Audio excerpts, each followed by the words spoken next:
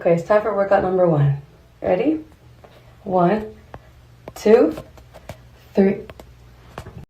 Guys, I got a nickname at work today, and I'm like so excited because everyone has a nickname there, and I didn't have one, and now I finally feel like I fit in. So my nickname is Pendeja, which apparently I don't give a fuck if they call me a torta, a motherfucking bean and cheese taco, a number 5 superstar. I know you wanted that gold medal. I know it's emotional, but you walk away with a silver medal, which is an incredible accomplishment. Can you take any pride in that? No. I don't like to lose. You know, on that same date, the UFC is having UFCNoche. How do you feel? What's up? What's up? You see what time it is, man. Canelo versus everybody. Let's get to it. Salute, Sergeant. Thank you. Nightmare. What's up? Abel, what's up? Mars Boxeo, what's up? Salute, salute. So, yeah, man, again, boxing is slow, but there is some news. I've been going through social media, looking at the landscape. And as you see, man, it's Canelo versus everybody versus Dana White and Turkey Ali.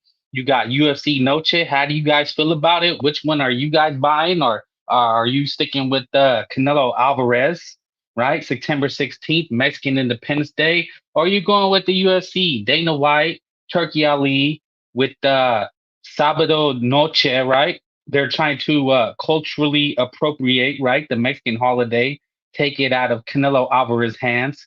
So we're going to talk about that. A couple things I want to get into. Also in the news, Frank Bay dropping the food bombs, as I promised. And again, guys, my mic, I'm gonna get a new mic this weekend. We're gonna upgrade. Right in the news, also, as you see, Brian Norman and Booth Ennis, they stay there close to getting together. Me personally, I doubt it. The brothers don't fight. They duck each other. Think you're gonna see it's gonna last minute. They're both gonna duck each other and they're gonna fight bums and get paid good money. All right. Canelo Alvarez isn't worried about clashing with Noche. This is different. Maybe another boxing match, but Canelo is just different. I don't care if the UFC is there. When Canelo fight, it's different.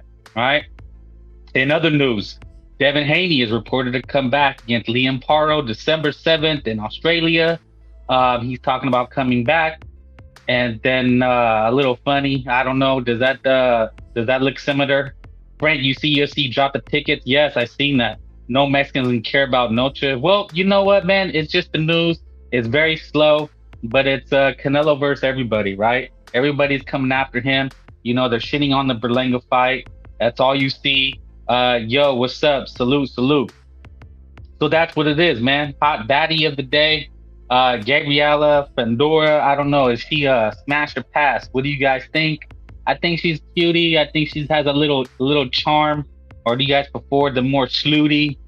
This is Ali Majunica. She's a MMA fighter.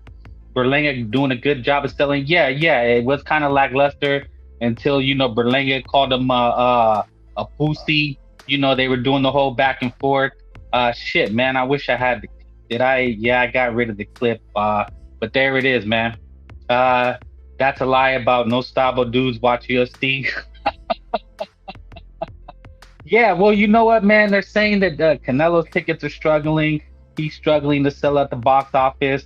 UFC is slashing their prices. How is Devin going to get the IBF if they have a 12-pound rehydration limit? That's a good question. I was going through some news and reports, and they're saying that it could be a unification since he's a champion in recess.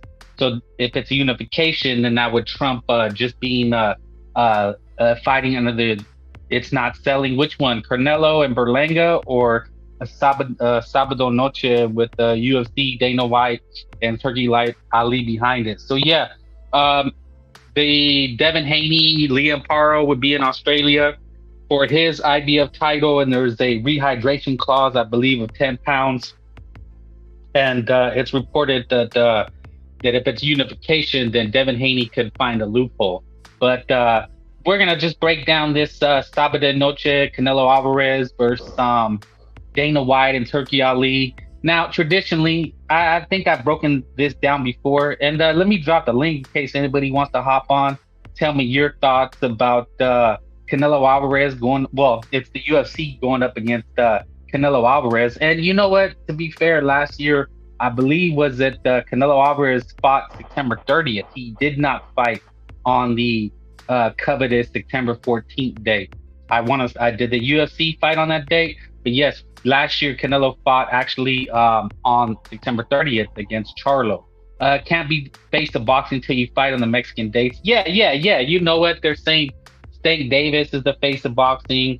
Andre Ward was saying that Terrence Crawford is the face of boxing. Bones, Canelo better not underestimate Berlanga, bruh. No, Canelo's a true consummate professional. I don't think he underestimates anybody.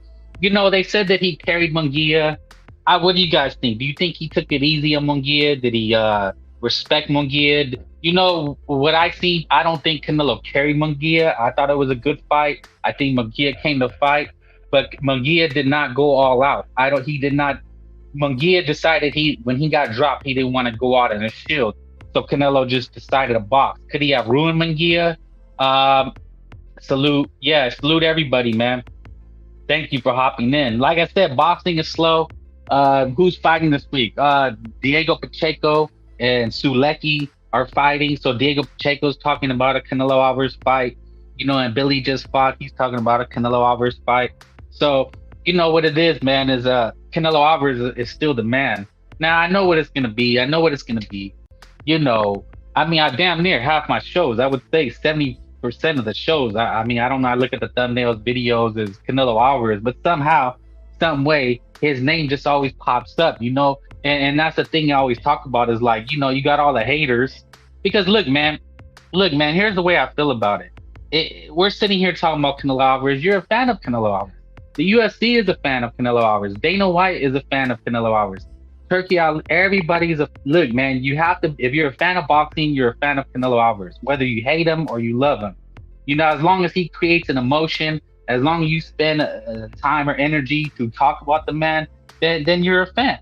So Bones, Canelo hasn't faced a true super middleweight since Plant. I don't count Ryder because he's a journeyman. Munguia was okay too, I guess. Yeah, you know what, man? But see, here's the problem, man. Here's the problem you're going to face, man. And Inui's facing the same problem. See, a lot of people don't look at that. Inui, who they have number one pound for pound, you know, the Cucks and the Crips, they battle out between Crawford and Inui, who you have as number one. But he's fighting a guy nobody knows, don't he? Some Irish can. Like, come on, man. Like, you know, when you clean out a division, that's what's going to happen. There's not a lot of names left. David Morrell and Benavidez left the division. Canelo Alvarez, when he cleaned out the division, he moved up and fought Bivol. So I understand that the names are lackluster, but even right now, you have and Billy and Pacheco. Like, these guys have to build their names, and that was kind of the problem. Is like, you know, David Benavidez never unified. He never fought any of the other guys. He left the division. So, you know, David Benavidez could have made fights with Munguia, Berlanga, and Billy, you know, to get the division popping. You know, one man cannot control a division. You're seeing it with the Nui. It's gonna happen with the Nui. He's gonna lack opponents because all the guys that are number one are not gonna want to fight each other because they're waiting on a Nui payday. See, that's the thing we have to break down. That's why we talk boxing. This is why I break it down for you. That's the thing you have to understand.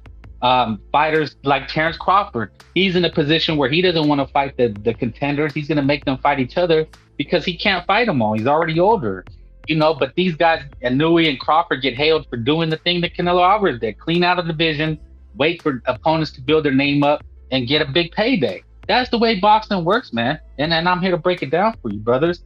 Mark Boxeo, he views Munguia as a little brother. He got him with a knockdown and warned him, carried him the rest of the night. Yeah, you didn't see, you know, Munguia, when he fought Derevyanchenko, he went all out, had to win in the last round.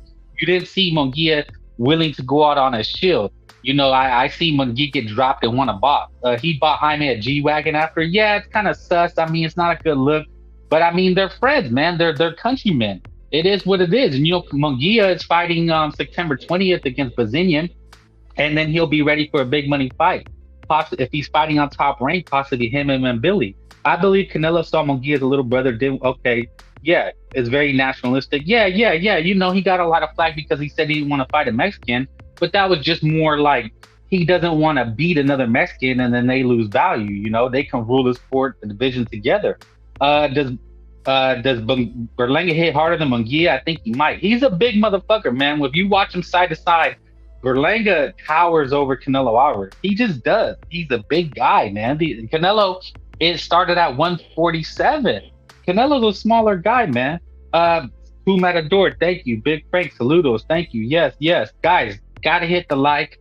Now, I've been looking at YouTube stuff. In order for us to grow, you gotta share, like, comment, subscribe. I hate saying that all the time. And also, Frank Bay does have a cash app you want to drop so we can get some good equipment. You know, I can finally get a legit mic. And trust me, though, I'm gonna put everything back into the show so that we get better visuals and shorts and you know, yada yada yada. Anyway, Canelo got cracked a few times, but McGeevy got an iron chin. Yeah, Canelo's the best chin in boxing. Never been dropped. I think he got rocked versus Cotto, but that was like what, 15 years ago.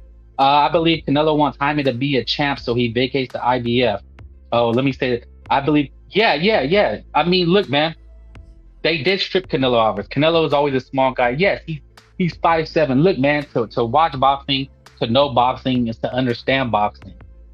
And I wanted to break it down, right? Is the Noche thing versus, because that's the only news there is, right? It's not even dick riding Canelo Alvarez, you know, washing Canelo's dick. That's literally the news. Like I said, the other news, Shakira Twitter said has been elevated to, is this it? No. Damn it. I did not load it. It did not load. Anyway, Shakira Twitter said has been elevated to pay-per-view versus Cordelia. I'm sure we're all going to buy that, right? Zaki, the difference is Inouye cleared out 122. There wasn't a Benavidez in the division. What does it matter? When you got Benavidez was a champion and could have unified, he never did. So there it is, Zaki. You know, to know boxing, to love boxing is to know it. Whether it's the business, whether it's you don't like a guy, and you like a guy, you got to know boxing. And you seem to know somewhat, but I think you're racially biased, which is fine. I don't, you know, we're biased over here too. I'm not afraid to admit it. I like my fighters. I have a preference.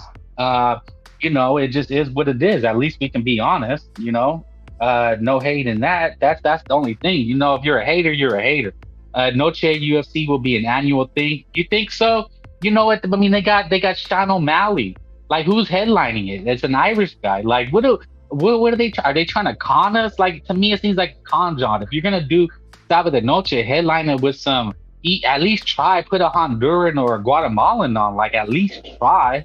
Like, come on, man. You can't culturally appropriate and then you know, and then have you know, they used to do blackface. They used to have a white guy paint his face black. That's how they really used to do movies. It's called blackface, and it's very offensive. So as a fellow Mexican, as a fellow Latino, you know, I'm offended that the UFC is trying to steal our culture. And what you're gonna, because you wear a sombrero like the Mayweathers and Tank, because you wear a sombrero and some Mexican colors, we're supposed to embrace you? Like, it just doesn't work like that. It's always been said. What if Canelo Alvarez, you know, walked to the ring in a dashiki, drinking a 40 and smoking a blunt? Is he gonna get full points? You know, if he goes to the ring with Little Yachty or Chief Keef, does he become a brother, honorary brother? Like, does he get a black card? Like, come on, man, what are we doing? It's corny. It's corny. All that shit is corny, man. I get it. It sells. People get all up in arms. But over here, you know, I don't know. I think it's funny. I don't get mad about it. No manches. Frank Bay sounds blazing.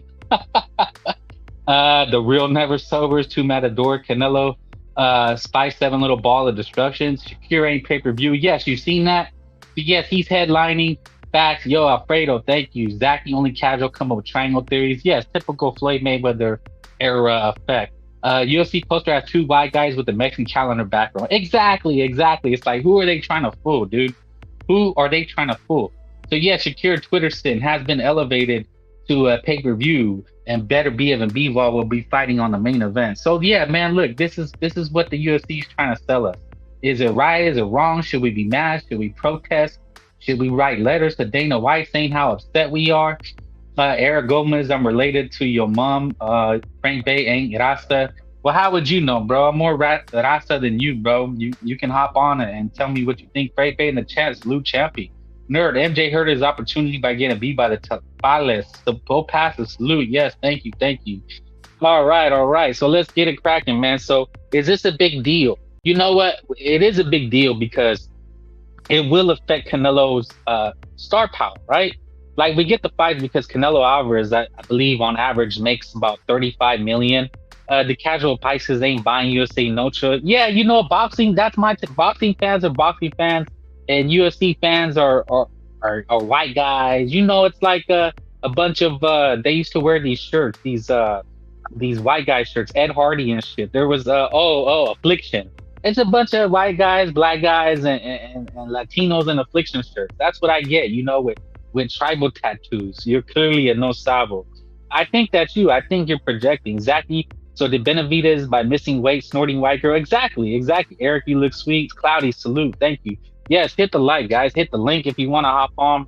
I'm gonna drop it once again because, like I say, you know, I'm just talking to myself, just but it's always nice to talk to people that have an opinion, whether you don't like my opinion, you think the UFC is taking over, is Canelo Alvarez finished? I'm getting that. A lot of Canelo fans are jumping off the bandwagon.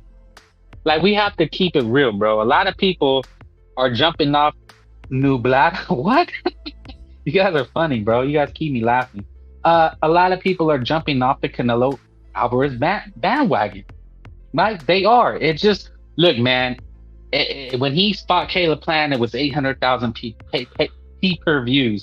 And then now against Munguia, it was 500,000, 550, which is still great. And that's not accounting for pirating, right? Nerd, that was like 5 years ago. He proved to be the number one contender. Well, he left the division, Zachy, because he's a weight bully.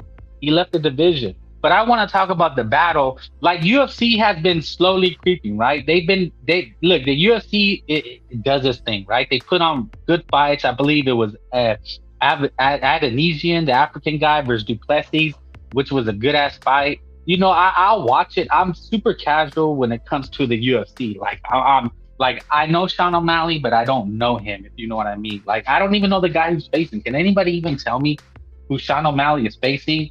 And I think the only Mexican is a chick, right? Ortega or something like that is a chick. And I mean, I don't know who she is. I don't know who she's fought. Like, I have no idea the weight classes. I have no idea Merhab. Who the fuck knows that guy? I don't know that guy. Do you? I'm super casual. I don't know the weight divisions. I don't know the belt system. I don't know the people they fought. I mean, these guys have like 3 or 4 losses sometimes. Last UFC guy I watched was Chuck Liddell. All these new guys are whack. Yeah, I mean, there was the Mohawk guy. I mean, there's like 5 or 6 Mohawk guys. The only last guy I knew was Khabib, but then he was more of a wrestler. McGregor. You know, I like Sean O'Malley. He's a striker, but he's super basic. But look, man, there's no real Latino or Mexican stars. Like, even, you know, can you name one? I think Nick or Nate Diaz, John Jones would have mauled Chuck. John Jones is retired. He's like a drug addict that beats women, as far as I remember. But look, man, nobody, you know, the UFC is more of a brand. You know what I'm saying? They sell more to, like, look, I'm gonna just be honest. Like, white guys, they can't fight. You know, white guys that you know, having been in the gyms, you know, they like to wrestle. You know, it's a lot of wrestling. No disrespect to the UFC. You know what I'm saying? No disrespect. But, you know, I have an image of the UFC as like wrestlers, guys who couldn't make it in boxing. So they took up, they want to wrestle and grapple. And that shit is boring to me. You know what I mean? But they do. And you know, people complain about Canelo Alvarez being on pay-per-view, but all these major UFC cards are on pay-per-view. Like, it's the same thing, right? But, you know, they have made some way from, I think they started maybe 20 or 30 years ago. You know, it's become a popular brand now. But like anything, they need stars. You know, the last major star was Conor McGregor, you know, when he fought Fraud Mayweather, right? That was a huge deal. And now they've done kind of the crossover fights. It's always a big thing, you know, Tyson Fury and Anthony Joshua fought Francis Ngannou. But you guys are still beefing. Hey, it's all good, man. So, you know, the UFC has always tried to cross over, and they've had the boxing matches. You have Jake Paul fighting, you know, some UFC guys like Woodley, Nate Diaz. White males grew up as kids wrestling in school. yeah, boxing is a poor man's sport. Anybody could pick it up and take it over. So it's a very big sport in like Mexico, and now it's growing in like Eastern Europeans. It was known as a poor man's sport, right? Because you just walk down the street in the hood or whatever. Maybe there's a small boxing gym, and you just put on some gloves and you fight, right? You're young, you're hungry, you're broke. Manny Pacquiao coming off the streets of the Philippines, selling chiclets like Canelo Alvarez, right? And growing a superstardom. Floyd Mayweather, dad was in jail, grew up on the streets fighting in gyms. Your thoughts on Sugar Nunez? Oh, yeah, I've seen highlights. I think he's getting a name. I have to watch more of them. Simping in the water. Frankie, you need to join the PP. I don't even know what that is, brother. But yeah, the UFC, they're on Canelo Alvarez's neck, They want to take over this day. Canelo Alvarez needs to do well. But the problem is that a lot of people are shitting on this fight. We just have to be honest. Canelo Alvarez and the PBC versus Berlanga, people are shitting on the fight. Is Daddy Garcia and Lara on the undercard? Boxing not a high school college sport anymore. Yeah. Boxing has lost the landscape, and that's a lot of boxing's fault. Is that they put it behind pay-per-view. Like boxing is behind paywalls. It's on pay-per-view for the big fights, and then it's on DAZN, which they're saying is going to $35 a month, right? Yearly, few $100s. Canelo taking the Puerto Rican monster, John Jones, Juice the Gills. Yeah, but that's a selling point, is that it's Canelo versus Berlanga, right? Is Puerto Rico versus Mexico. But there hasn't really been a Puerto Rican star to match Canelo Alvarez. They haven't really had a star since Cotto, I believe. Miguel Cotto, the next nearest one is Xander Zayas, but he's at 154, so he's a while away. And that's the other thing about Canelo Alvarez, is he's on top because there hasn't been another Mexican star to come along and take over for him. From the lineage from Chavez to De La Hoya to Canelo Alvarez, right? There's nobody else. I mean, the next nearest possible star, they're saying Bam Rodriguez, but he's too small. Emiliano Vargas is the only one that I could really see. There's like Oscar has a guy named Irate. Virgil Ortiz was supposed to be a star, but I don't ever think Virgil Ortiz is going to become a megastar. And that kind of just emphasizes how good Canelo Alvarez really was. Like, look, say what you want about Canelo Alvarez, but shit, man, you have to win the fight. Bones, 27 wins, 27 KOs for Sugar Nunez. He's a killer at 130, bro. Sache, yeah, and Cordina ducked them. I believe it. Those guys fought. Yeah, he's headlining a card. I seen it. I look, I watch everything, but like I said, man, sometimes it's hard to get all the names, Manny's dad was a savage, barbecued his Yeah, he had a brother, Bobby Pacquiao. His mom would be there throwing hexes at the fights. Nunes took step aside money. Gabe Rosado was supposed to carry the torch after Cotto. Gabe Rosado was like Gabe Rosado is like a B- fighter. Now he's just a contender stepping. I don't know if people took him seriously, but yeah, there hasn't really been a Puerto Rican superstar. So, no. Okay, I don't know what that is referring to. So, Canelo's trying to sell this on the Mexican-Puerto Rican rivalry. But Rosado retired. Yeah, with like, what does he have now? Like 14 losses? He has like a UFC record. But, he always gave hell of a fights, always gave everybody a run for the money. But nah, man, he's not it. So, yeah, Canelo Alvarez still trying to hold on to his star power, to his selling. And like I said, man, they give him $35 million. Las Vegas gives him a ton of money. Canelo Alvarez makes a ton of money for these fights. He gets this check from the UFC, sponsors, sells fights internationally. The Mexicans get to watch it for free. And then Las Vegas pays him money, a ton of money to fight at their venue. Las Vegas needs Canelo Alvarez as much as Canelo Alvarez boxing needs it, Alan Picasso. Oh yeah, but you know what? He's a smaller weight class too. Like, look, man, by the time when Canelo Alvarez was Alan Picasso was that, now he was already making a name. So, there's that. It's not easy. We act like it's there's Mexicans just at the door ready to take over. Like they're good Mexicans, Virgil Ortiz, Emiliano Vargas, who else? Who is Bam Rodriguez? But to become a superstar is a whole different ball game. Julio Porra, the next face of 168, or like Diego Pacheco, But is Diego Pacheco going to be a superstar? David Benavidez, is he going to be a superstar? Diego Pacheco wins. You see him fighting Canelo. Yeah, and Canelo will get no credit, and he'll probably ruin Diego Pacheco. Diego Pacheco is nowhere near ready for Canelo Alvarez. I'm just speaking facts. But more so along the lines is like, if this Canelo fight tanks, I don't know, man. It might be over for Canelo Alvarez. It really might, because there's really other no names to fight other than David Benavidez, right? But fighting Billy is a good match. Canelo could fight Billy, Pacheco, but other than those names, I really can't. I mean, what can you really sell? That's the other thing. The reason for the Berlanga fight is that Berlanga, whether you like it or not, he has a name, right? He has a name. But as far as this Noche card, it looks whatever. I'm not buying it. The only UFC card I ever bought was probably Nate Diaz and Conor McGregor, because they stood up and traded. Canelo versus Jake Paul. Yeah, that would be massive. That would probably break records. Could it happen? Jake Paul's a big motherfucker. It could be an exhibition, right?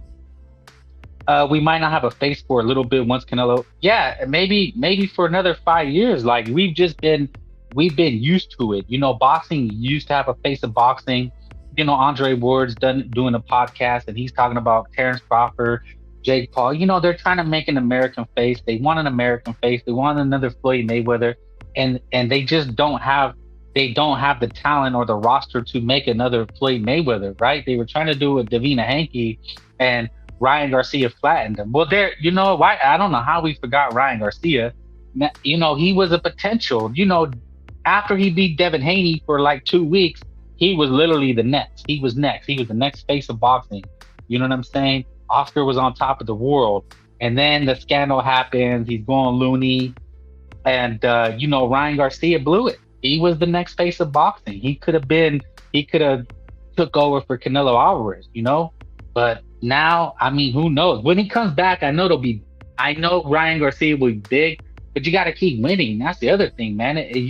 It takes winning fights, and you got to beat the names. Like Ryan Garcia fought Tank Davis. He fought Davina Haney. You have to fight the names. You got to fight the Teofimo Lopez's. You got to fight the Shakur Twittersons. Canelo's names. You got the Cottos, the Laras, the Danny Jacobs, the Triple G's, right? He fought Triple G 3 times. He fought Bivol. You got to fight the name. And that's the other thing, that's what I'm saying. Right now, even the UFC's having a hard time. You got to have a star. You got to have a face. You got to have somebody that people know. But my thing with Canelo Alvarez, it does seem like people are jumping off the bandwagon. People are shitting on the fight. You have Rolly Romero fighting a nobody. You have Caleb Plant fighting McCumbee. Who the fuck is that guy, right? And you have them trying to revive Danny Garcia. I think Tyson will take a dive against Jake. Yeah, I don't think it's a real fight, but it's gonna sell. It's on Netflix. It's gonna go through the roof. It's gonna be trending. It's gonna be huge. But it's not even a boxing match. Like, we just have to keep it 100. Whatever Jake Paul does, his best bet is to chase a Canelo Alvarez fight. And how does he do that? Canelo already told him. He said he needs to fight a real boxer. So, Canelo Alvarez, he's not really interested in fighting Terrence Crawford. He's not really interested in Jake Paul. Frank, stop ducking Bivol. How am I ducking Bivol? Bivol is facing Beterbiev, and he could lose that fight. Canelo Alvarez recently has said that he is interested in going for undisputed at 175, facing the winner of Beterbiev and Bivol. That would be a hell of a way to go out and retire. But even that fight, I don't know if that fight sells. That's not going to really do $1 million. You need a name. Nobody knows who Beterbiev is, and people barely know who Bivol is. Like, what has Bivol done since then? Like, he hasn't really done much. Beterbiev and Bivol versus Benavidez, and then Canelo takes on the winner, might do better. All these guys got to raise their profiles, and really, that's the problem. Was what I was going back to Inouye. Like, Inouye's in that same problem, right? Terrence Crawford is in the same problem. Is that there's no other big fights. Like, we know Virgil and Boots are tough competitions, but a lot of people don't know who those guys are either. So Terrence Crawford, he's like, shit, I don't want to keep fighting these young, hungry guys, these contenders, and then lose, and then I lose a Canelo Alvarez payday. Like, either that or Errol Spence rematch. He could do that. So guys, hit the like. I'm dropping the link if anybody wants to hop on. Tell me your thoughts. Is UFC going to one day take over the May 5th and September 16th dates? I mean, they're already trying with September 16th. These are traditional boxing dates. You know, us as boxing fans, I'm assuming that if you're here, you're a boxing fan and not a UFC fan. You know, I've tried to get in the UFC, but I really can't. I don't even know how to score it. Does anybody even know how to score the UFC? Like, I don't even know if you know how to score the UFC. Like, I mean, do they get points for takedowns? That's one thing. Like, you knock a guy down, there should be points, right? But they knock a guy down, and it's like he can battle back, and all he has to do is like jump on a guy's back, and he wins the round. Like, I think that's crazy. Like, a guy gets knocked down, and he can kick on his back. Like, it's stupid to me. I don't know. You know, like, they need to have a scoring system that people know. You know, like I still ask, and people don't know how to score a UFC match. You know, and it's 5 minutes. You know, it's a big ass ring, so you know, I don't even know if they score. Like, is the guy coming forward throwing punches? He's winning the round. Is the guy that's like hugging? He's winning the round. It's like you get rewarded for hugging, which to me is insane. Now I know Dana White doesn't like that. He actually gets mad. He wants to see guys fight, but still, the way they scored. UFC's cool, I'll watch it, but nothing compares to high level boxing. Yeah, and that's the problem with boxing too, is that like up until then we really don't have anything. There's no momentum. You know, there's no big fights. You know, Canelo Alvarez, you know, they're gonna hate on him, but he's still the big fight. You know, he's still the big fight. So but it needs to do good, man. Canelo Alvarez is really at a crossroads. You know, if Berlanga and Canelo doesn't do well, man, that could signal the end for Canelo Alvarez. You know, that could signal a big dip in his pay, whether he wants to continue. Because, you know, I know when I hear Canelo Alvarez talk, he's about that money. He's about that pay. You know, he's about the paydays. You know, Canelo Alvarez was on a podcast, and he's recently talking about he gets 80% of everything. You know, fair use. I'm going to play the clip. It's that Canelo Alvarez talking about, but he seems to like it. Let's get into it. You know, on that same date, the UFC is having UFCNoche. How do you feel going up against the UFC on the same date, the same night, in the same town? How do you think that's going to do to potential pay-per-view sales? The competition is good. And I think the song come for everybody. I know why I think it did. So Canelo Alvarez doesn't seem to fear it. You know, El Pinche, what do you think about live scoring in boxing? I don't like it. I think it's stupid. I think it kills the drama and the drama of the fight. You know, part of boxing is the drama, is the wondering what's going to happen. Is a guy going to get robbed? But, you know, the stupid thing about it is, like, if a guy sees he's up 6 rounds to 0, then he's just going to run and hug and grab. You know what I'm saying? Fair use? Okay, I hopefully.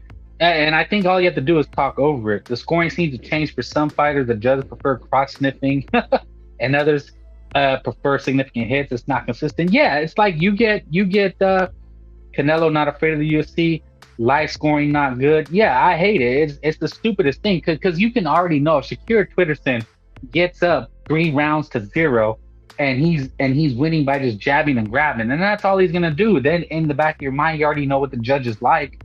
Right, so it's stupid, and the judges are getting murdered. They're gonna get pelted with beer bottles, and people are gonna start yelling at them, and it's gonna sway their mind and opinion. Look, man, boxing is subjective. It just is. It's all about what you prefer. If you prefer a guy coming forward throwing punches, you prefer back foot bitching and more the sweet science and slick, you know, being slick, which actually can segue us into the next topic I wanted to cover. It's going to be a little controversial. So Michael Benson, a reporter, is reporting that Brian Norman said they are close to a fight with Jerron Ennis. All right, for a unification match. Look, man, we've talked about this before. It seems like American fighters don't want to fight each other. I highly doubt this fight happens, you know. And here we go, the Inuits, Canelos, they get to fight everybody, man, right? They got to fight everybody at every time, and guys can sit around. And then guys like Jerron Ennis get to 30-0, right?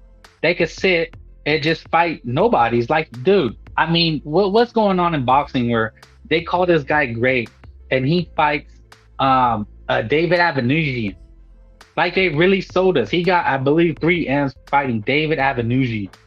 And they call this guy great. They say he's next. He's the best. He beats everybody. He beats Crawford. He beats Virgil. He beats everybody. And he's literally fought nobody. I had guys tell me Roman Villa was a killer. He's like a Maidana. And that guy, I think he was a 140 pounder. Yeah, he had a lot of knockouts. But it was basically Berlanga-esque. He's fighting in his hometown, fighting Palatero, man. You know what I'm saying, man? But they're calling him next. What do you guys think? Do you guys think these guys fight? Are they going to find a way to duck each other? I mean, what happens? Do Brian Norman and Deron Ennis fight? I'm seeing guys do 10-hour streams and lives about this one subject. Now, for me, Deron Ennis should go up to 154. That's what he should do. They've been saying, look, man, you have 154 stacked. You have Madrimov, you have Bokachev, you have Virgil Ortiz, you have Tim Tszyu. Basically, it's loaded. It's stacked, right? And Terrence Crawford out there. Americans duck each other. Yeah, you know what, man? And it's looking like at first, Boots Ennis had turned there was a rumor that Boots Ennis was saying that he contacted Norman and Norman turned the fight down. So Norman, he claps back and he says, no, I got a call. I said yes, but I sent a counter offer. So Eddie Hearn is saying, well, no, I sent 2 offers. So they're going back and forth about who actually sent an offer and who didn't. I seen the same thing what Shakur Twitterson does. He seems to do this a lot. Shakur Twitterson will claim he's fighting Joe Cordina, but what he'll do is he'll go on Twitter online and say, oh, I sent an offer to William Zepeda. I sent an offer to this guy, that guy, and he claims everybody is ducking him. Yes, Jesse H. Hello. You gotta speak up, homie. I'm not trying to get D-bombed on here. Yo, you there? Okay, he wanted to D-bomb me. Anyway, yeah, man, hit the link, hit the like. So back to the subject at hand, Brian Norman versus Deron Ennis. So they're going back and forth, and I know Shakur Twitterson, I know Devin Haney did this. A lot of these black fighters, this is what they do. They go Tank Davis, Shakur, Haney. They all do this. Yeah, I don't know, man. He hopped on. He wanted to D-bomb me, but you're not gonna be able to do it, bro. Like a lot of guys gave up. Frank Bay always wins the war. You may win a battle, but you won't win the war. So it's a trend. Shakur Twitterson, when he has a fight ready to be announced, he D-bombed you. No, he didn't. Was that you? So Shakur Twitterson, he does that. I know he just did it with the Cordino fight. He claimed that Zepeda ducked him. He claimed that Tank Davis ducked him, but he already had a fight ready to be announced, lined up. And he was calling out Raymond Murataya, and Robert Garcia clapped back saying, "Oh, we said yes, but why did you do this when you already had a fight lined up, right? Signing with Matchroom and Eddie Hearn." So this is what these guys do, man. They try to get clout off of announcing fake fights. And I believe this is what they're doing here. We've seen it with Shakur Twitterson and Devin Haney. I wouldn't be surprised if these guys collaborate, and say, hey, man, let's get our names out there. Like this is what they do with Canelo Alvarez. With Bud Crawford, what he was doing. He was talking about Canelo Alvarez to sell his fight. And you seen Canelo Alvarez ask Eddie Hearn, he's like, hey, man, I keep hearing you guys talk shit about me. And Eddie Hearn told Canelo Alvarez, well, look, man, we need you to sell the fight. We need to use your name. So then you have Bud Crawford come on and say that wasn't true, and he's chasing greatness, and, he just wants to fight the best. That was the real number servers trying to... yeah, man, I don't know, man. Everybody wants to be on the Frank Bay show. Haney's fighting Power in Australia. If the fight happens, it's going to be hard to hate him. And again, man, all these fights, man, I don't know if they happen. It's hard to say if they do or they don't, Look, man, we gotta be honest, man. When fights are gonna happen, they get announced. Like right away, you just hear it. Berlanga Canelo. What else? Boots Ennis, David Avenucci, Joe Cordina, Shakur Twitterson. Usyk and Fury. Like they just get announced, man. Joshua Dubois. That the fights just get announced. There's not a lot of going back and forth. So when you see a lot of going back and forth, that to me tells me they're just trying to play the media game, see if they get hype for the fight, see if people are liking it, if it's trending. And then depending on that, then they'll kind of decide, should we take the fight? But in typical American fashion, especially amongst African-American fighters, Norman at first, his dad was saying, well, the fight's not big enough yet. We'll try to do it as a undisputed. And then that's what Boots and his dad was saying, was like, well, we don't really want to fight Norman. It's not really big. So they were kind of downplaying each other, right? Boots Ennis wants to get easy money for shitty fights. Why take on a tough fight? Like, that's a tough fight. Ryan Norman is a tough customer. We've seen him, have a highlight reel knockdown of Santillan, right? So Norman, he was, and this is the other thing about boxing, man, is they're email champions. So Ennis got emailed the idea. Brian Norman, I want to say, got emailed the WBO, right? Because those are the belts that Terrence Crawford are held. So these guys are email champions. And in typical boxing fashion, once you get emailed a belt, like you're seeing Nick Ball do it, Davino did it, Angelo Leo, Liam Paro got a belt. You fight in your hometown, you kind of make some easy money. You do those things, and you make some money with the belt, because that's what a title means, right? Your stock goes up and your payday goes up.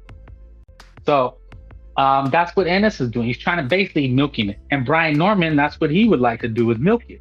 That's essentially how boxing works, is you get a title and then you milk it, and then you fight a big fight, and then you milk it again, etc., etc. That's what they accuse Canelo Alvarez of doing. He got undisputed, and then he's kind of taking easy fights. And you see a Nui get undisputed, and then you fight a couple, tune-ups or whatnot, easy fights. Like, let's just call it what it is, easy fights. So both Norman and Ennis were talking like, well, you can't say, no, I don't want to fight, but Norman and Boots are going to fight next. I doubt it. I mean, I think, we've seen this with the Haney and Shakira last year. They were saying they're talking about it. Then Kangs won't fight each other. They never do. They're going to marinate. Exactly. You hit the nail on the head, Bones. It's just marinating. They're getting their names out there. They're clout chasing, because like Boots has a bigger name than Norman. Boots probably makes more. They were saying that Boots was going to get mandated to fight Karen Khadijah. The guy that made him look bad last time, right? Oh, well, he has to fight him. It's a mandatory. So, he's milking it again. Like they already gave him, like Shakur Twitterson fighting Joe Cordina, right? I guess we could, that was my other subject. So Eddie Hearn signed Shakur Twitterson to a 2-fight deal, and he gets Joe Cordina. So now he's fighting another, and the caveat, if you didn't get the news, it's on pay-per-view. So Shakur Twitterson will be fighting on pay-per-view versus Joe Cordina. I mean, let that sink in, man. Like, this is boxing. I mean, we shit on Canelo Alvarez, right? He's fighting Berlanga, right? But they trash him, but they dick wash Shakur Twitterson, the Cuts and Crips, they dick wash these guys, and they're so great. And he's fighting another guy coming off a loss. He just fought Harvard Nugent coming off a loss, right? He stunk out the joint against De Los Santos, and now he's fighting Joe Cordina, which is fine. Which is fine. But then Cordina's coming off a knockout loss at that. Not only did he lose, it's a knockout loss. And it's being on pay-per-view. So that's the caveat. Yes, it's a rarity. I mean, they do everything but fight. They talk, they steal the headlines, they say I sent the offer, they trash talk each other, but they never fought. Tank Davis, Shakur, Haney, all guys who never fought, but they're all chasing Lomachenko. They all want the Loma bag. They all want the short white guy. They all want the old white guy, right? But then their fans will trash Lomachenko, right? They'll trash Teofimo. But the Loma's the only one that'll fight all of them. You know what I'm saying? Until Loma say, fuck that. I'm not going to be used. You're not going to steal me and use my name and then rip me off and still undisputed from me. You know what I'm saying? Tate Davis was trying to fight Lomachenko and Shakur Twitterson. And then that's actually George Cambozo. So George Cambozo is going to back and forth with Shakur Twitterson. But yeah, Shakur Twitterson, is gonna fight Joe Cordina. He's getting probably paid really good money in a gimme fight, and that's just like Boots Ennis David Avenesian with the gimme fight, right? So, like I said, man, and then he's lined up to fight William Zepeda, but we'll see, man, if that fight happens. But with the other news, Liam Paro and Devin Haney. So Devin Haney is talking about a comeback fight. Now we know what happened with Devin Haney, right? He got washed by Ryan Garcia, two matadors, Shakur and Stank, like those two pedals that in the mean they're killers with the fence between them, but when they open the door they turn. Yeah, exactly, bro. You already know how these guys move, man. Who do you got? Zepeda all day. Zepeda. But I guess he just had a baby, so salute William Zepeda. But it looks like that fight could be in February sometime. But Devin Haney looks to be coming about Liam Paro, and he might have to go to Australia again. And wow, you know what? I would be surprised again. I'd be surprised. When these American fighters, are in the news, a lot of me doubt. I doubt everything. Basically, when it comes to boxing, I doubt everything. We always have these fiascos. That the rumors, right? Like Bud Crawford was supposed to fight Virgil Ortiz. Now Crawford says he doesn't want to fight anybody but Canelo, right? David Benavidez and Canelo Alvarez, and then David moves up to. David says is rumored to come back, but now it's not till December. He had broken ribs. But you know what, man? That's the thing, is it's just mostly rumors in boxing, right? So Liam Paro, who beat the boogeyman, remember the old boogeyman, Subriel Matias? I mean, my, how boxing, the wheels turn, man. The rumors until they actually fight, It's crazy how that happens. Matias nobody wanted to fight him. He's the boogeyman. And this white boy from Australia comes in, had him beat Montana Love in a fantastic fight, brutalizing Montana Love, who was another hype job, right? African-American boxing hype job from Eddie Hearn. Liam Paro exposes him, stops him. Then he fights Subriel Matias in Puerto Rico and pulls off the upset. I mean, I don't remember anybody giving him a shot, which is crazy work. Yes, Angry Alien. Yo, what up, bro? Listen, bro. How can you be capping for Haney, bro? I don't think I am. I'm actually saying that he's a crybaby. Facts, bro. I agree. Listen, that guy, like Ryan Garcia was at 143, yeah, and like that guy coming in at 140, he still got knocked out, bro. Thanks for having me on the channel, bro. Thanks for having me. But your mic is kind of choppy. What do you go by? Angry Alien? The Angry Alien, bro. I'll put my mic in, bro. Yeah. I'm getting a lot of feedback or static or something. Yeah, it should be better now. Let me just sort this out, bro. It won't take long. Okay. I'll put my headphones in, bro.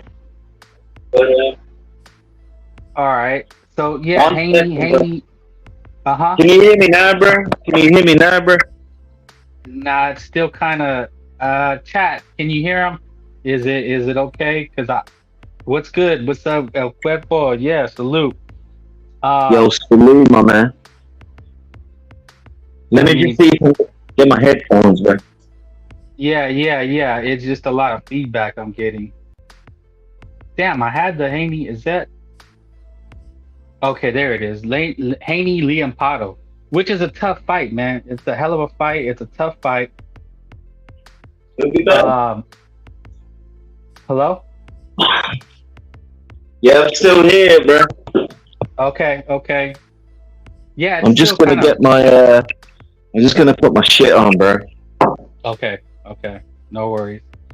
Okay, so Devin Haney, he just got off an ass whooping against Ryan Garcia, and then him and his dad are crying bloody murder. They want him suspended, a lifetime ban, press charges.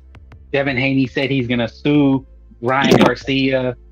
All the shit that these guys do. And I thought he said he retired, was gonna take 2 years off, and now it looks like he's coming back against Liam Paro, which to me is a tough fight. I mean, this could be the end of Devin Haney. If you're still there, man, jump in any time. I'm just talking. Yeah, yeah, yeah. But okay, go Yeah, ahead. he should be cool now. He should be a lot Okay, better. Should be a okay, lot better. Can you hear me now? yeah, yeah. I can hear Yeah, you. man. Is it Okay. cool now? Yeah, it's Yeah, fine now. man. Can't really hear what people are saying. Coming back off the dip, so I can't really hear what you're saying. Oh, So okay. it's a bit fucked up in that respect. But I'll just give my opinion, bro. The Pyro fight, I don't rate the Pyro guy that much, bro. Be a good fight, but I don't know, bro. I don't know how Haney's gonna come back, bro. Well, what do you reckon? What do you reckon, bro? I would say Liam Paro kicks his ass. I think Devin Haney's finished. He's done. Ryan Garcia beat the life out of him. I mean, that was a brutal, ugly fight. I mean, he at the end of the fight, he was trying to climb the rope and he barely, he stumbled. He was falling over himself, and then his face was all swollen because Devin Haney, Ryan Garcia broke his face. Facts.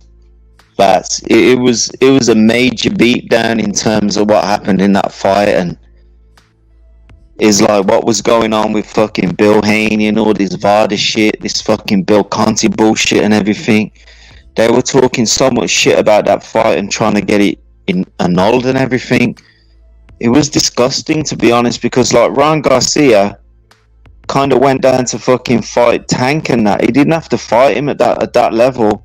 It was completely drained at 135, and I just had respect for the fact that like fucking he came back and give that performance. You know what I mean, bro?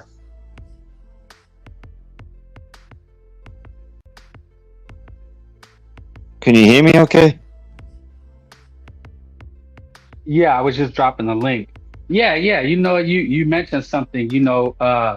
I just heard Eddie Hearn say that Ryan didn't win because of Austrian. Like everybody knows that wasn't necessarily just to cut weight. But Eddie Hearn was just saying that Devin Haney got his ass kicked. He was on a podcast. I think it was with Andre Ward, and he was saying that Devin Haney he got his ass kicked, man. That's all that happened. He got beat by a C-level fighter in Ryan Garcia. Yo, bro, I watched that piece of shit fucking Eddie Hearn interview with Andre Ward about 6 hours ago. That was a disgusting load of shit, bro. Break it down. The way I broke it down, it was a simp fest, bro. It was basically it was a simp fest, man. Explain. I mean, you got to let the people know. Yeah, man. I'm having problems with my audio, like listening to what people are saying to me. Oh, you can't come back in. Log Let off me come back in, bro. Yeah, you have to come back in.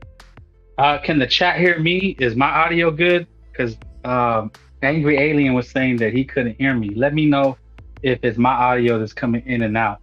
That's very important, guys. So yeah, man, Devin Haney.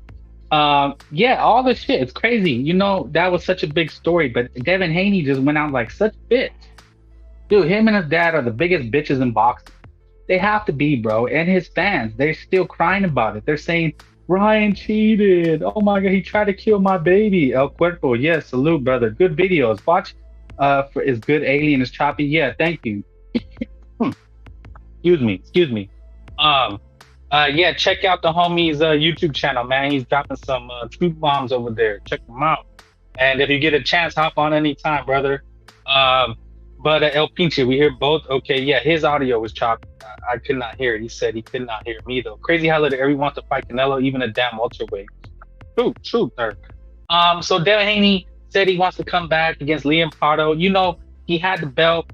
It was, he dropped his belt, became a champion in recess.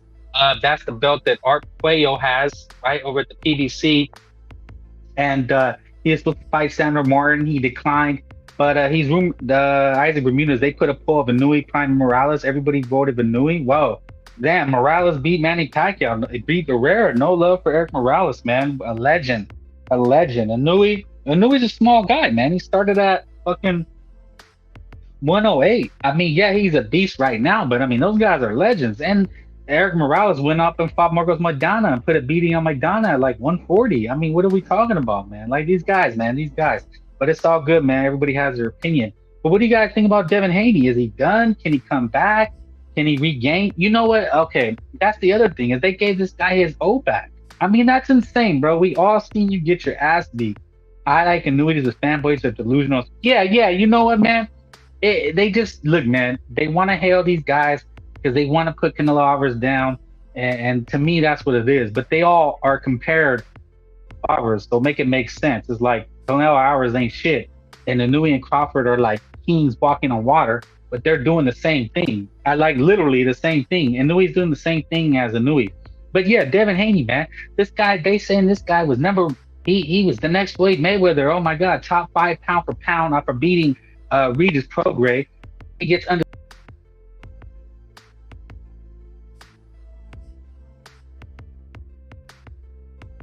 Chimped out like one of them when Ryan whipped Haney. Great night.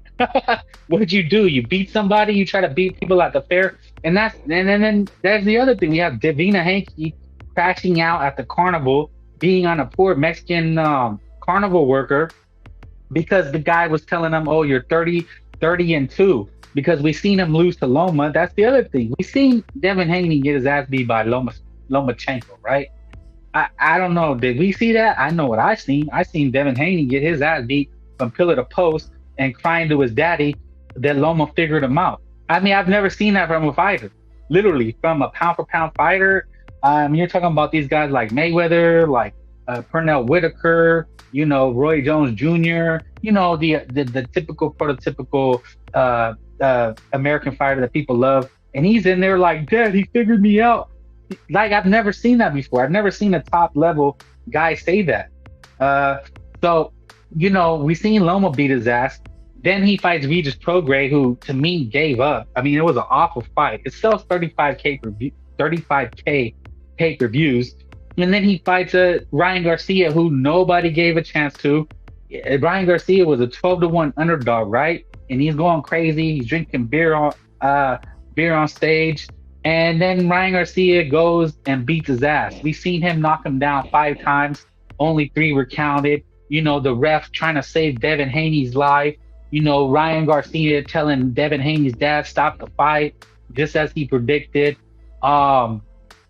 You know, they showed Devin Haney and his family after the fight. They're all eating cake and crying. Devin with the sunglasses. And then you know, he still got to keep his belt and he's dancing, you know, which is crazy. So, you know, then the shit hits the fan, right? Ryan gets popped for Austrian. Victor Conte's behind it. There was trace amounts. They said he had nandrolene, another drug, which didn't prove. So, you know, and now Eddie Hearn is just saying that, you know what Ryan had was minimal. It was a trace amount. It was like a contaminant amount. Ryan still gets suspended for a year, right? But it was a trace amount. And Eddie Hearn is on the Andre Ward All the Smoke podcast, I believe. And he's telling Andre Ward that, you know, it was a trace amount, but that wasn't the reason that Devin Haney lost. The reason Ryan was set up, that's what it looks like. The reason Devin Haney lost was because he was never that good. We have to be honest, man. He got undisputed for George Cambozo. He went 24 rounds with George Cambozo, hugged like 150 times, right? ESPN had to do a clinch count. I mean, just boring fights. I never get called out on Ring IQ because they know I be spitting facts. Isaac, 6 billionth of a gram won't give you advantages. Yeah, but nobody recognizes it anymore. Nobody believes that Ryan Garcia cheated, and that's what they heard him were saying. We said it here before, but Austrian was mostly for weight cutting. But these guys go on here and they're saying, they're acting like it was a steroid, like Ryan Garcia all of a sudden punches like Mike Tyson, and even Oscar and Eddie Hearn acknowledged. And we all seen Ryan Garcia was out of shape. You could tell that like he was gasping for wind. He you know, Oscar says he was fighting at 30%. Eddie could have bought himself a private jet instead of investing in Devin Haney. Yeah, Devin Haney is pissed off and he's fighting. It can't erase that ass whooping. That's what I'm saying. We all know you can't erase the ass whooping. You know, there was a rumor on social media that Devin Haney was writing a plain letter Google or something. Well, he was trying to get the fight erased off of YouTube, and then he was, when you Google Devin Haney's name, it's his face down, ass up, right? David, the real only people here hyping up Devin was his father. He didn't have the media hype like Inui, Canelo, or Loma. Well, I seen that he had the hype. I think Ring even put him back in pound for pound because the fight was erased. Yeah, he wanted the fight erased from YouTube, right? And you have all these crybabies, man. These guys, these brothers going for like 10 hours saying Ryan should be face prosecution. He cheated. That's assault. Devin Haney literally is talking about suing Ryan for ruining his career. I mean, all this just look what we say, pussy shit. Just real female energy. You know what I'm saying? Like, you're a fighter. Go back and beat his ass. He goes on ESPN saying, I never been hit like that. I don't know what Ryan had. And Ryan is the victim here. Haney had his homies hold him down as random fight. Yeah, because he called him 30-2. Massive help. Ryan Bills paid hush money to that L in Mexico. And that was another rumor. So now, fast forward. What are we in? We're in the end of August, and he's talking about a comeback against Liam Paro, who beat the Boogeyman. Right? Liam Paro beats the Boogeyman, and Subrio Matias, and Devin Haney's reported a comeback. Right? Devin thinks we got that Men in Black memory erase technology. Yeah, he wanted the videos taken down, and he wants Google to change his picture. When you Google Devin Haney, I don't know if it'll still be up there. Okay, I think we have angry alien back. Salute. Yo, salute, bro. What's going on, bro? What's going on? Oh, can you hear me now? Yeah, 100%. I sorted my shit out, bro. Okay, much better. Yeah, bro. Yo, carry on, bro. What was you saying about fucking that piece of shit, Devin Haney, bro? Oh yeah, man. Devin Haney and his fans, they're saying Ryan should be suspended for a lifetime. Devin Haney wanted to sue Ryan Garcia, and now he's talking about coming back against Liam Paro.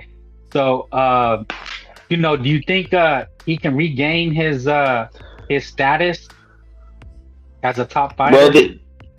Well, these faggots in Australia, a lot of these faggots over there, they saying Liam Paro's the main deal and all that shit, but he's not even a B-level UK fighter, bro. So I think, listen, Devin Haney will probably get a decision win against him. Hopefully he'll lose that fight. But Devin Haney's a pussy. He needs to get back in the ring with Ryan Garcia, but I don't actually think that he will. He's scared of Ryan, bro. He lost against him in the amateurs, bro. Got his ass whooped against him in the amateurs, and that's right. He's kind of scared. So he turned up to that press conference in a denim jacket. He looked like a leftover from a Denzel Washington movie, bro. Turned up in that fucking jacket, bro. That was fucking pathetic, bro. Listen, if he turns up against Ryan Garcia again at 140 or 147, he's gonna get knocked out. So that is my true opinion of the fight, For sure. That's a good point too. Is like, he's coming back against Liam Paro, but nobody cares about those things, right? They want to see him against Ryan Garcia again. Like, he can never erase that. Like, his career will never be the same unless he rematches Ryan Garcia. I kind of would have respected him before the fight if he would have given Ryan the respect, and he would have said, listen, it's a 50-50 fight. Whatever happens. Garcia told him that pre the fight, months before. He said, listen, whatever happens, if I lose, I lose. This is what Ryan said to him pre that. But fucking Devin Haney turns up to that fight trying to big himself too much up. Do you know what it says? Like, I'm not a religious man. I don't follow any religion. But you know what it says in the Bible? There's a big fall after a big climb. And that guy climbed so high, he opened his mouth Ryan Garcia put him back down in the dirt, bro. So that's my opinion on him, bro. Yeah, that's a good analogy, right? Like you're saying, he got so big headed that Ryan Garcia humbled him. Yeah, that's what it is, right? Because nobody even gave Ryan Garcia any props, right? He loses to Tank Davis. They call him a C-level fighter. He's going crazy. He's trying to sell the fight. Devin Haney, they want to be the next Mayweather, and then he gets flattened. I got kind of depressed after the Ryan Garcia Tank fight. I got so depressed about it that I didn't leave my house for 4 days, bro. I didn't leave my yard. I didn't leave my fucking apartment, my flat here in the UK. I didn't leave for about 4 days, bro. I didn't even leave because I thought that Tank Davis was gonna get knocked out, but Ryan Garcia might be. Do you know my true opinion on him? Maybe bad management at the start, but I don't think it's that bad management because I just think that he's too big for 135 and 140. Do I think he can knock people out at 147? Well, I'd have him up against Boots. I think he'd knock Josh Taylor out. Ryan Garcia against Teo. I'll probably that's like a 50-50. I'll probably pick Ryan Garcia in the Teo fight, and I love Teo. Like I'm a massive Teo fan, but I do think that Ryan Garcia could knock Teo out with a right hook. That's my personal opinion, bro. That's just I'm just saying what I'm saying, bro. Yeah, no, he has a long way to go though. He won't be back till April. But salute, welcome, El Cuerpo. What's going on, man? Jump in anytime. Drop what's your thoughts and opinions? Saludos, my friend.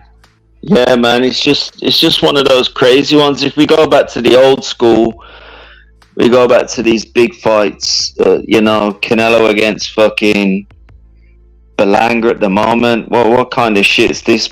Is it Canelo against fucking what's his face again, Cotto, bro?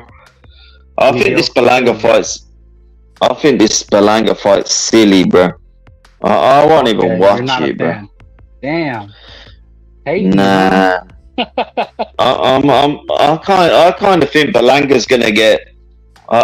His legs look big, so I've been watching all of his training. So I've been watching all the Berlanga training, but I'm not impressed with Berlanga's mentality.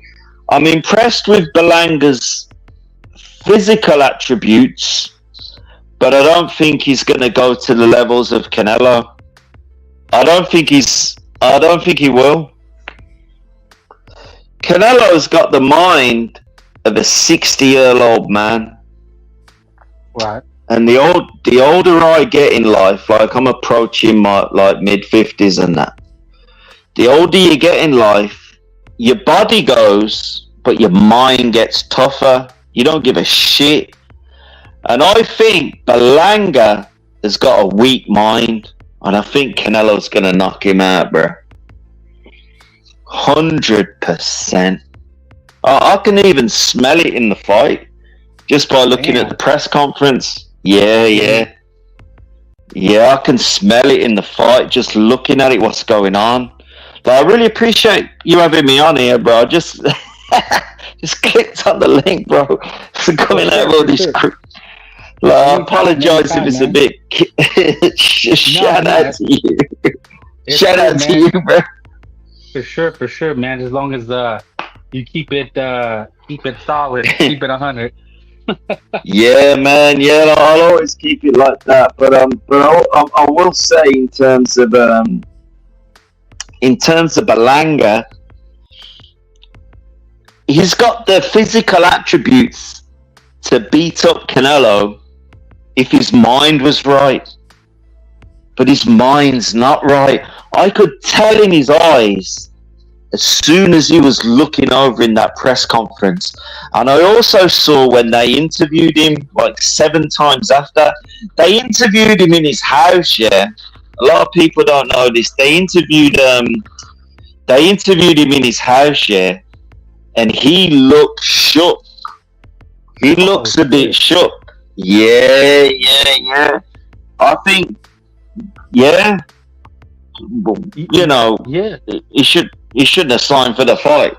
you might be right. Like he's confident and cocky now because it's like a month away, but when the reality hits and it's the week of the fight, and you see Canelo start to fill out, he's gonna have a rude awakening. Like, damn, this guy's gonna beat my ass.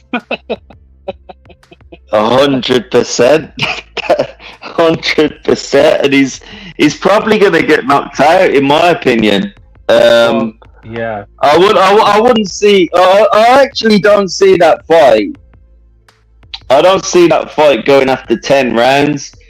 So if that fight does actually go on, I'll give you a prediction on camera as well, bro. I'll give you a prediction of me on camera.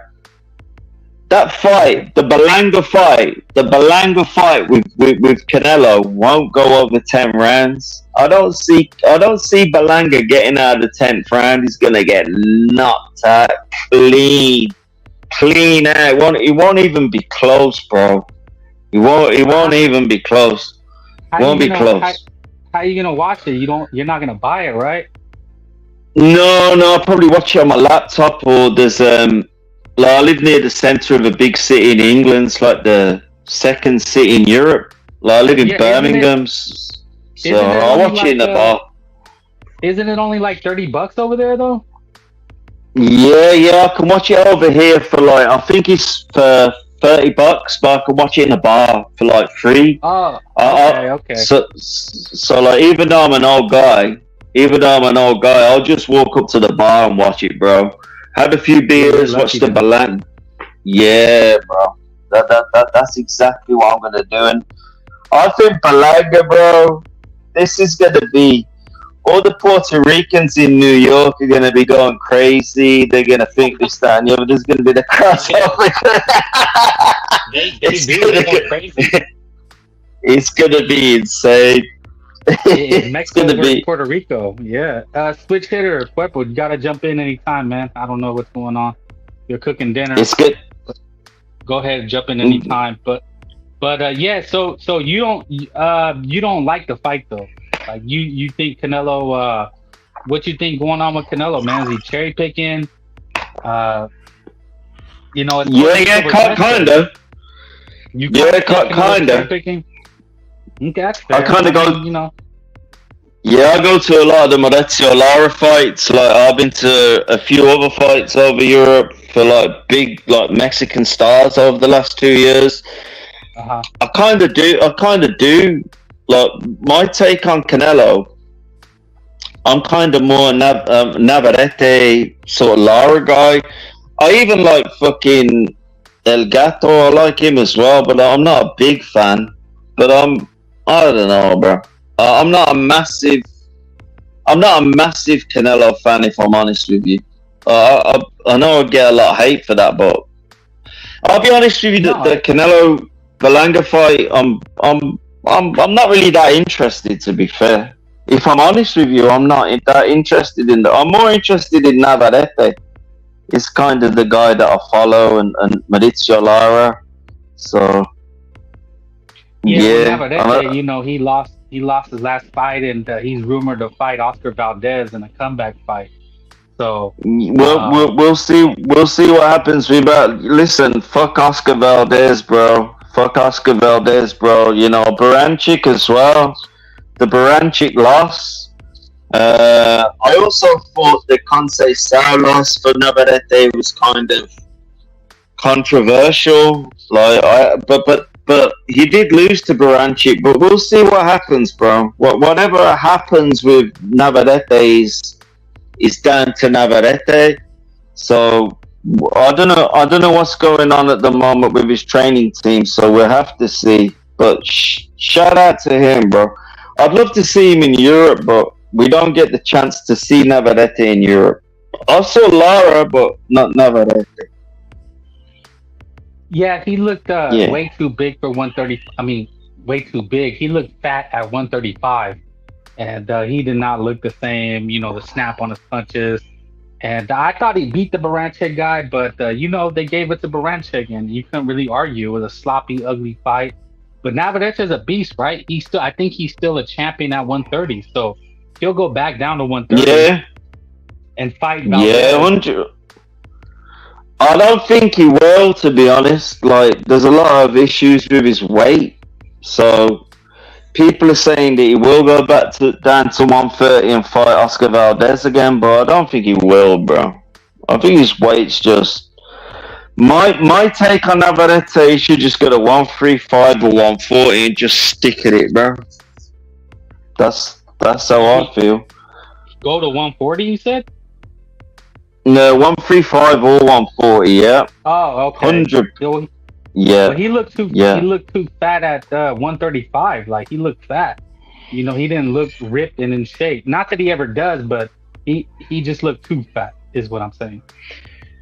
Yeah, I reckon that's down to his trainer. So I don't know who's training him at the moment. So Navarrete is kind of a lazy guy. So yeah, Mateo El Filipino said he's lazy. Yeah, he's kind of right, but I don't know about that. I wouldn't go too much on the lazy in terms of lazy, but we'll see. We'll see what happens. Salute, El Cuerpo. What's up, man? Did you just say something? Yeah, man. How's my audio? You sound fine. You sound great. Okay. You sound great. You sound great. It's been choppy here and there. Just it's hard to know who's choppy or what. So what's up, man? What's the what y'all's chopping up? We're talking. Well, I started off talking about Canelo versus the UFC. You know, UFC's trying to take over Canelo. They say he's slipping. People are shitting on the Berlanga fight. Talked about Devin Haney making a comeback versus Liam Pardo possibly. Boots Ennis and Brian Norman, 2 African Americans. They're talking about fighting. I said I doubt it happens. So yeah, man, whatever is on your mind. Actually, lately I've been trying to check out what's going on at 175. Pretty much just checking out like Ben Whitaker's styles of late, and you know it's funny, man, because I mean Ben he's nice for what he's done so far, but the people that he's fought, he's really fought nobody yet. And this one fight he had with this guy named Leon Willings, I believe. Man, he looked so ordinary in that fight. I'm like, as you know, that's why the styles make fights. But the thing is, like, even with the Berlanga fight, the funny thing is, like, a guy like Berlanga, as you guys know, styles make fights, but a guy like Berlanga would think he would actually KO a guy like Ben Whitaker. Ben Whitaker's gonna fight this one guy right now named what's his name? Liam Cameron, who's got a pretty good background in, not so much in the amateurs, but what's up with these thumbnails you're posting? But Berlanga, he's got power on both hands. Surely he's probably undermatched against Canelo, but just speaking about Mbili, Mbili, his last fight against Derevyanchenko, he didn't look that great either, man. And it's got me wondering. Whoever Canelo fights, I think they're just gonna downplay. So with that being said, man, I'm actually more excited with the 175. That's why I said 175. Light heavyweight. Who can? What's better options for Canelo out there? And I'm thinking, who can he fight in the UK? No, you're right, bro. Japan. There's a lot of good options going on at 175, but I've just been checking out what Ben Whitaker's up to lately, and I haven't been too impressed. I want to see him fight this guy named Don Aziz. That should be a pretty good fight for Ben Whitaker, but we'll see what goes on. How do you think the Aziz fight would go, bro? Whitaker against Aziz? What would you be prediction, bro?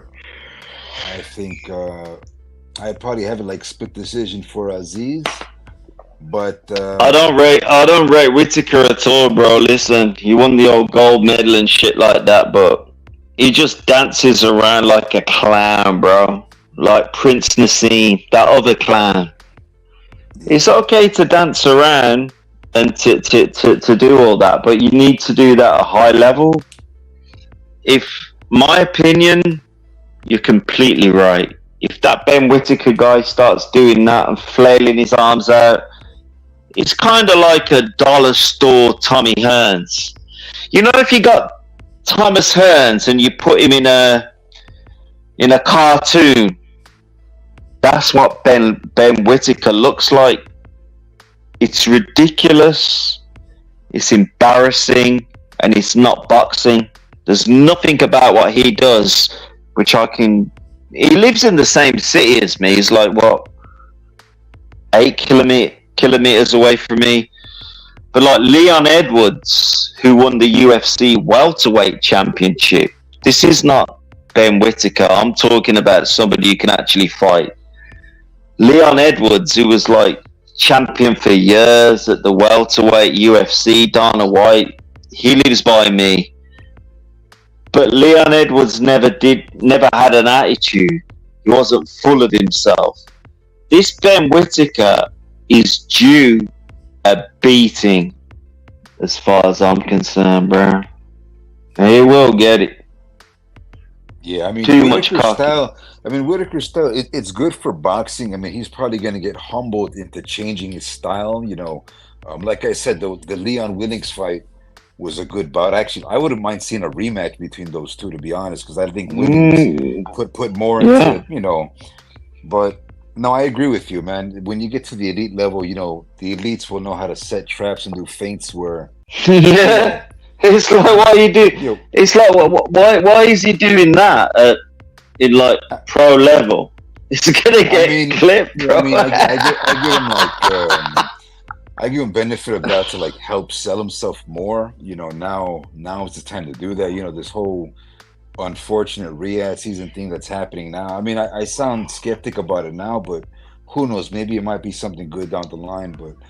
I'm sure Whittaker's being advised to, you know, go on all out. He's a boxer, right? If I'm not mistaken.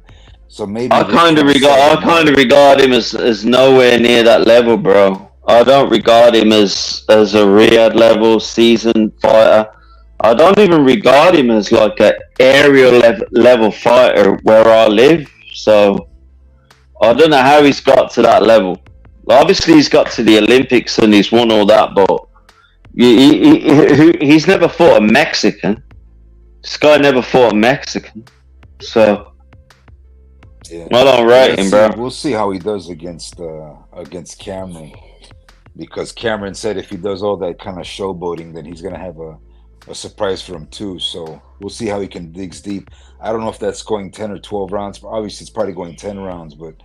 I think Liam Cameron's going to give him a pretty good fight. I don't think it's going to be as competitive as the Leon Willings fight, but it's like Roberto. Yeah. Oh, sorry, bro. Carry on, bro. I'm interrupting you. Sorry, against like Dan Aziz, I think Dan Aziz will give him a hell of a fight, but I don't think he would be at this stage. I don't think he would be the guy like Dan Aziz, let alone like a Buatsi or.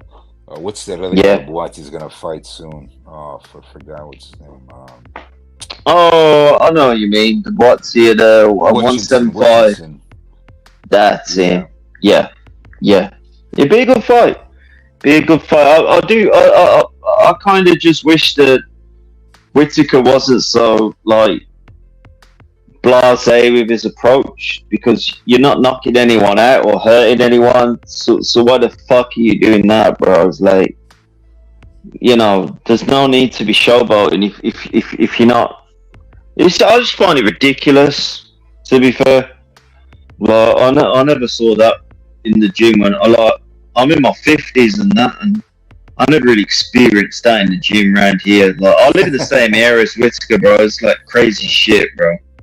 I'm like an old guy, but I never experienced people flailing their hands out and then boom, boom, boom. It's like, okay, you can get so far, but you're not going to get too far, you know? So he's trying to be like the old Emmanuel Augustus kind of style, you know?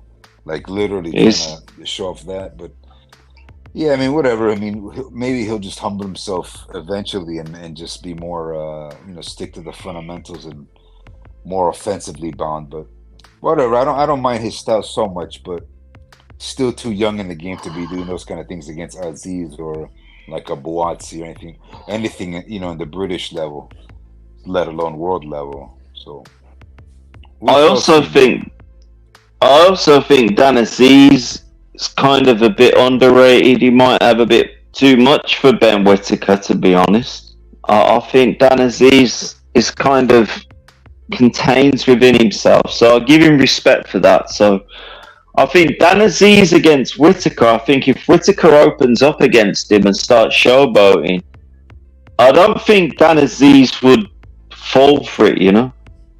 I don't think Dan Aziz would go on the back foot or start like simping out. Be a really good fight, that would. I'm glad you brought that up. That's an excellent fight. Dan Aziz against Ben Whittaker. Oh man, really good fight. Yeah, maybe five fights down the line for Whittaker. You know, he needs more bouts though. We'll I don't know who Boatsi's fighting, bro. Who's Boatsi fighting now? We were mentioning it a minute ago. He's fighting Witchinson, if I'm not mistaken. Oh man, that'll probably be a good fight. Yeah, Hutchinson. We're talking about Willie Hutchinson. Sorry, man. I'm like combining those two names. Hey, sorry guys. I gotta wrap it up. We're going about. Was trying to get out of here about now, like half an hour and a half, 90 minutes. I'm gonna have to good, wrap Frankie. up. No, good. Yeah, I'll catch you man. next one, man. I came on late on this one. Yeah, you gotta jump in like in the first 10 minutes because I go around this time for this amount of time, but I'm reaching the dinner time, so yeah. I'm gonna have to get some grub. We'll catch up though, man. We'll talk about it. The Canelo, because not a lot going on. I think Pacheco fights Sulecki. That's like the only fight this week. So not a lot of boxing really going on. Just kind of talking about the rumors and the news. So that should be a good fight too, by the way. Yeah, the Pacheco. Yeah, Pacheco. He's calling out Canelo already. You know, it's a step up fight, and he's talking about he sparred Canelo Alvarez and David Benavidez. So look him up, man. He's talking about fighting both guys. Now he's calling out Canelo. So there it is, another Canelo Alvarez opponent. But all right, fellas, we're going to wrap this one up. I'm going to get some shout outs and then we're going to get out of here. All right, salute, Angry Alien. Thank you for joining. El Cuerpo, check out his channel. He dropped some videos. Hit his channel, hit a subscribe, a like. Come back again. Frankie, thanks, man. Peace out. Yeah, y'all. no problem, man. Like on the way out. Jump in next time. Eric Gomez, Mateo, El Filipino, Quechinha, So Passive, 18th Street, Mars Boxeo, El Pinche, Isaac Bermudez, Matador, Salute, Sergeant, all the fellas. But all right, fellas, we're out of here, man. Catch you guys on the next one. Let's go. Okay, it's time for workout number 1. Ready? 1, 2, 3. Stay focused. I know you wanted that gold medal. I know it's emotional, but you walk away with a silver medal, which is an incredible accomplishment. Can you take any pride in that? Guys, I got a nickname at work today and I'm like so excited because everyone has a nickname there and I didn't have one, and now I finally feel like I fit in. So my nickname is Pendeja, which apparently means I don't give a fuck if they call me a torta, a motherfucking beanie cheese taco, a number 5 supersize the motherfucking fries. I'm a